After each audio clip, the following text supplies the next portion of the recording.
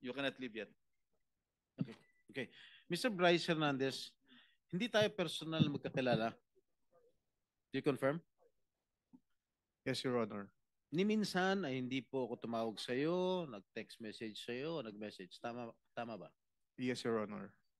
Sinabi mo sa testimony mo sa house na binigay mo ang pera kay D.E. Henry Alcantara at siya ang nagsabi sa iyo na bibigyan daw niya ako. Is this correct? Wala pong specific na sinabing ganun, Your Honor. Pagkatapos mo ko dinurog sa house ngayon, wala ka specific na sinabi. Yung dito po kay... Pakinggan mo muna ang tanong ko, Mr. Bryce. Ha? Sabi mo sa testimony mo sa House of Representatives na binigay mo ang pera kay D.E. Henry Alcantara at siya ang nagsabi sa iyo na bibigyan daw niya ako. Is this correct? Tungkol po dun sa 2025 projects, opo. Okay. Hindi po dun sa 2022. Mr. Bryce, you mentioned the name or names of Senator Estrada and Senator Villanueva. Is it Senator Estrada twice on 2 occasions sa House? Yes po. One, 10:40 a.m. Sinabi mo, Senator Jingo Estrada and Senator Villanueva with a list of projects. I remember that. Yes po. And then on another occasion, 12:50 p.m., yun na yung pinakita mo yung screenshots na walang kahulugan sa ngayon, lumalabas. Yung kay WJ, kay D. Alcantara, tapos nilink mo kay si Beng Ramos, nilink mo kay Senator. Cleared na yon. Yes. Cleared na yon. Actually, regarding po doon, Your Honor, meron po akong follow-up na text message po na nag-confirm na nagdala po it's either Ma'am Beng or Ma'am Mina sa office. Dinala po doon sa administrative officer namin noong time na yon. Meron po akong text message na yun. Galing po sa Chief of Staff ni Boss Henry Alcantara. Kinonfirm po na nakapagdala na ng obligasyon sa office. Do you have that? Yes, I have po, Your Honor. So that's related to the WJ. Yes po, Your Honor. Nagdala ng pera. Can you show that? Yes. Or, sige, basahin mo nga. Page. Kaninong office yun? Kaninong office? Ito po yung text message sa akin nung staff po ni Boss Henry. Sinong staff yan? Carlo Rivera po. Carlo Rivera. Sige, pakita na sa screen. Sige po. Andito ba si Rivera? Andito? Hindi ko po napansin, parang wala po. Baka pwedeng paimbita, Mr. Chairman. We will.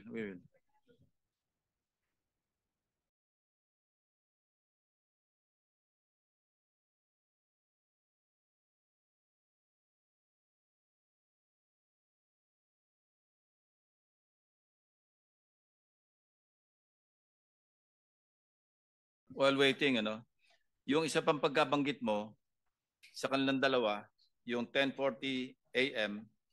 do sa House hearing ng September 9, di ba? September 9. Okay. Sinasabi mo, nagbaba si Senator Estrada ng 355. Yes po, Si Your Senator Honor. Villanueva nagbaba ng 600 million. Yes po, pero hindi po Okay, 2025 yun kay Senator Joel po. Hindi po. Hindi, 600 million sabi mo. Opo, pero Okay, hindi po we siya check with the 2025. GAA. No? Yung kay Senator Villanueva, in fairness to him, hindi namin makita sa GAA yung mga enumeration mo o yung enumerated list of projects. As para Senator Jinggoy, nakita namin talaga yung 7 items kasi item for item, chinek namin, nagtugma doon sa sinabi mo. But in fairness to Senator Villanueva, unless you modify the list that you enumerated at tumama doon sa aming chinecheck, then we will also hold him into account. But as of now, we cannot. That's why I did not mention him. Yung 600 mo, mali Mali yung description mo. At wala kami makita. But I want to be truthful, As para Senator Jinggoy, nakita namin yung 355. Now, ibang usapan yon doon sa sinasabi mong 30%. The burden of proof is on you. Kasi sinabi mo, meron 30% si Senator Jinggoy. Yes po. Oh, how will you prove that? Si Boss Henry po actually, babasahin ko na po. Okay na ba yung screenshot niya? Oh, sige. Pakilabas mo muna yung screenshot.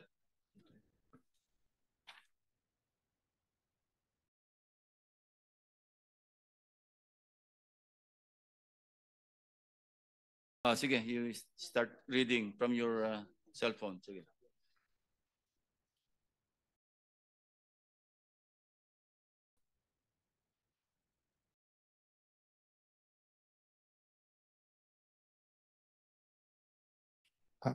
Hindi mabasa yung green, basahin mo na lang dyan. Ito po, ang highlight na lang po natin, Your Honor. December 16, 2022, 11:20 in the morning, nag-message po ang staff sa akin ni Boss Henry, si Engineer Carlo Rivera po. Ito po ang message niya. Boss, good day, M. Nakuha ko na po pala kay AO, which is Administrative Officer, yung pinadala nila Mambeng Ramos. Yun po. Yun. And Opo. then, wala, iba na po to eh. Ito pala. Good day, may bidding ba tayo? Nagtanong po ako sa kanya. Ang sabi niya po, wala pong bidding today, Monday po ulit bidding natin. Tapos nag-message po siya ulit ng December 16, 2022, 3:26 p.m. Nandito po si Kuya Sani. Papasabay ko na din po ba yung kay Beng Ramos? Sabi ko, okay, sige, pakipasabay na. anong context yan? Yung pera po na dinala nila Beng Ramos. Anong project yan? Your Honor, nakalimutan ko ng specific anong project to, ng 2022. May nakakalimutan, Bryce. Opo. Kumpletuhin mo yung context, no? In fairness to Senator Jinggoy. And in fairness to Beng Ramos, kasi big eh. Opo. Sinabi mo nga ipapadala. Buuin mo yung istorya bago natin itackle yan. Sige po, Your Honor. Try to recall, try to remember, and then kumuha ka pa ng additional proof. Because sa akin, face value eh. Yes, po, Walang Your Honor. context Sige. eh. Opo. Mr. Chairman, if I may, just to Yes, follow Senator up. Villanueva. Thank you very much, Mr. Chairman. Just to follow up on what you mentioned a while ago, Mr. Chairman, and I thank you for walking the extra mile in looking at the particular items that this so-called witness made mention during the House hearings, Mr. Chairman.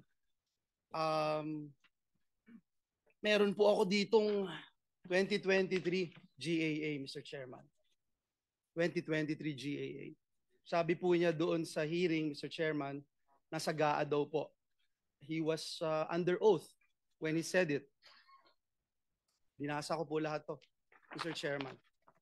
Actually, nagpunta pa ho ako sa 2024 tsaka 2022. Actually, he mentioned 2023, hindi ba? Opo, tama po kayo, Mr. Chairman. So, mamaya habang break po tayo, at I will not, I wanted to appeal sana to my dear colleagues if I can ask questions dahil grabe ho yung ginawa sa atin. Pero Mr. Meron ka Chairman, naman dito kasi last kang dumating. So you're number 13 after Senator Gatchalian, Senator De La Rosa, and then ikaw na. Opo, So after Mr. lunch, Chairman. after our lunch Yes. break, you can have your time. Mr. Chairman, just to point out, Senator, go pa Mr. pala. Chairman, just to point out po, Mr. Chairman, few seconds lang. Mr. Chairman, ito yung 2023.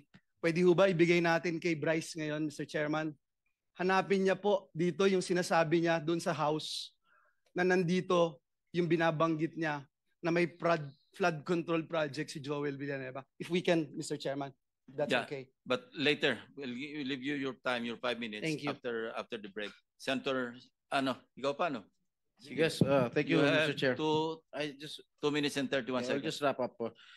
For the information of our of the committee, yung sinasabi po ni Bryce, December 16 of 2022, I have not participated in any budget process for the projects for 2022, and that is very, very clear. All right.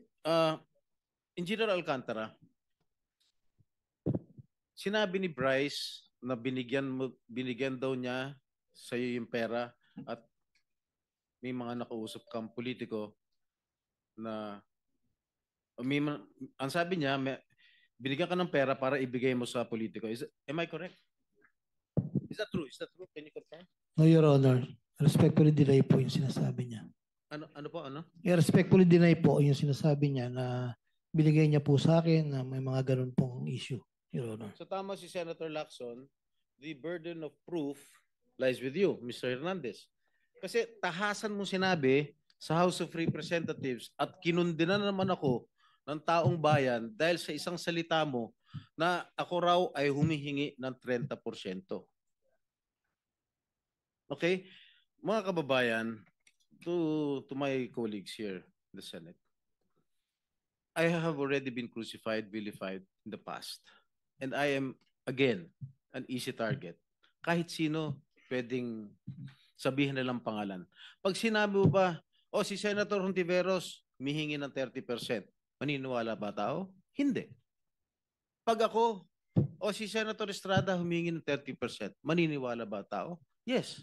Dahil I have my past. Meron akong mga nakaraan na issues. Kaya I am very vulnerable to all these attacks. And I deny vehemently na merong hinihingi akong porsyento sa mga proyekto. Okay? And siguro, sinabi na ni DE Henry Alcantara na panay hearsay lang. Nakita mo ba na binigyan ako ni Henry Alcantara ng pera? Did you see? Did you ever see Alcantara handing money over me to me? I don't think so. Meron ba may nakita ka ba? Sigutin mo lang, yes or no, may nakita ka ba? Wala po. Okay. That's all, Mr. Chair. Thank you.